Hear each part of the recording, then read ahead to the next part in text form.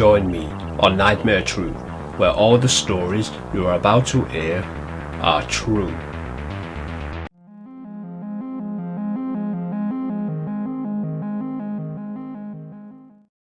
Story 1. 2016 one fine Sunday morning.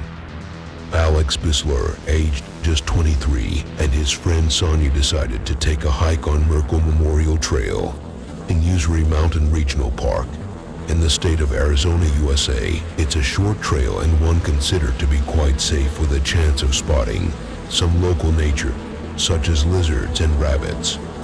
What could possibly go wrong? Sadly for Alex Bisler, nature this day was going to turn nasty in one of the most horrific ways imaginable. Without warning and seemingly unprovoked, a swarm of literally thousands of bees began to attack the pair. Sonia ran and was fortunate enough to get to a restroom and hide. Alex was ferociously attacked. He tried in vain to desperately escape, but against thousands of bees, there's no chance in hell. The bees smothered him. He could not be seen because of the bees covering his whole body. They were like a buzzing, ferocious blanket of bees. They stung him thousands of times. They went inside his ears, up his nose, and into his mouth. It was now more bee than man. Another hiker was alerted to the attack by Sonia. The man went to help only to find out Alex dying on the ground, covered by a thick cloud of bees. The man sadly could not do anything. Park employees, as well as overwalkers, were helpless and ferociously pushed back by the angry swarm. Finally, a local county office sheriff's office, Sergeant Aroma, arrived at the park and went to Chuck Norris and drove a tasked vehicle to get to Alex with the help of 2 rural firefighters. They got Alex into the vehicle and began CPR. Alex was taken to hospital, but he sadly died. The medical report stated he had suffered over 1,000 stings. The park was shut until it was determined it was safe for visitor use. That same day in nearby Phoenix, Arizona, a 51-year-old man was also attacked by a swarm of bees. He luckily survived.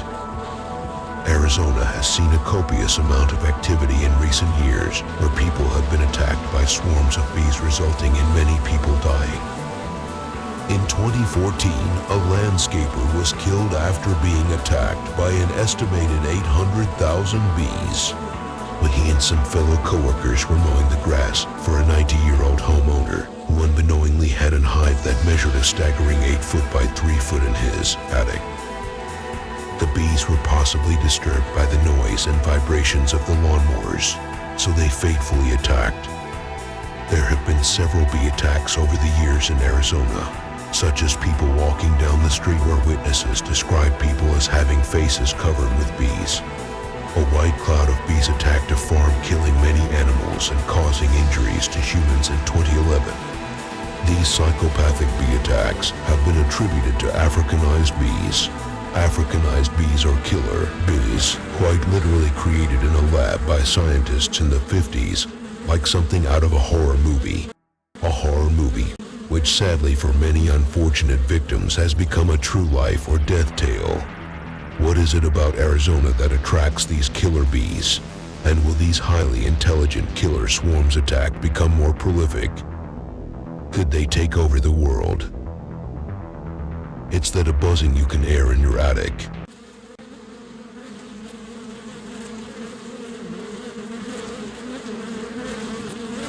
Story 2. August 20th, 1966, in Brazil, a young boy was atop of Vintem Hill, Rio de Janeiro, flying his kite when he was shocked to discover 2 dead bodies. He trembled with fear. He was horrified and ran to get the police. The police arrived to find 2 male bodies.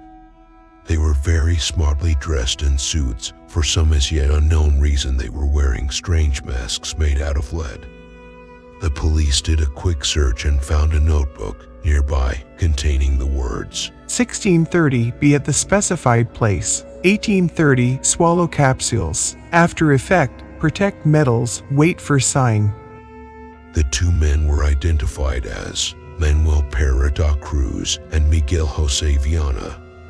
Both men were from another town. They did not appear to be any signs of struggle. The police made inquiries and found the two men worked together as electronic technicians 3 days before being found dead on Vintem Hill. Prior to these disturbing events, the two men had told their friends and family that they had to get hold of some equipment for work. They jumped on a bus to nearby Nitro. A waitress who had waited on them at a bar they'd frequented told the police that Miguel was extremely nervous. He was seen constantly checking his watch. Why was he so nervous, and what time is it? Where did they have to be? And more importantly, why once they left the bar, were they not seen again, by human eyes at least, until their bodies were discovered? It was discovered that the two men and a friend of theirs, Elcio Gomez, built a transmitter and receiver contraption that was so big it had to be placed in Manuel's garden. This was used to try and contact extraterrestrial life that may be lurking in the dark corners of space. Not long after the device was built, its usage may have been responsible for a nearby explosion on the beach in the vicinity of Espiritu Santo. An explosion so violent it rocked buildings far away. When the aliens are rocking, don't come a-knockin'. The cause of the explosion was a UFO that was seen by several witnesses as it crashed into the sea. The extraterrestrial life forms had previously visited Manuel Pera da Cruz and Miguel Jose Viana, as well as members of a cult they were affiliated with. The witnesses stood in horror and awe as the UFO hovered for a few minutes before blasting off in a blinding flash of light. This is why the soon-to-be deceased men made masks out of lead to protect them from the blinding flash of the UFO. The men soon met up with the extraterrestrial beings, but not before taking LSD-25 so they could open their minds and use telepathy. This was one of the more commonly known methods of reaching the potential to use telepathic powers.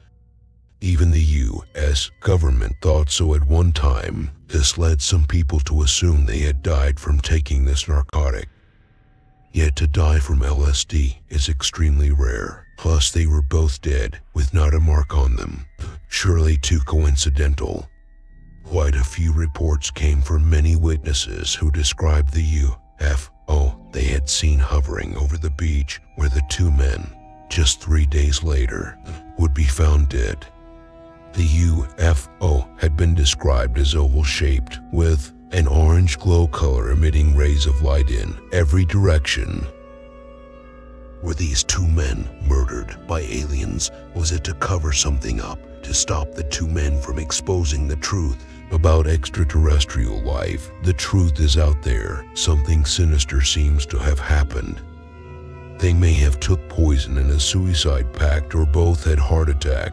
Highly unlikely though. And what makes this even stranger is, just 4 years earlier, another man by the name of Hermes was found on a hilltop too in Brazil, with no signs of struggle. He also had a mask made of lead. Was it the work of extraterrestrials? Were they taken aboard a UFO and experimented on, and then dumped back on Earth like trash? If that's the case, then ET, please do not phone home. Did you lock your door? Sleep tight.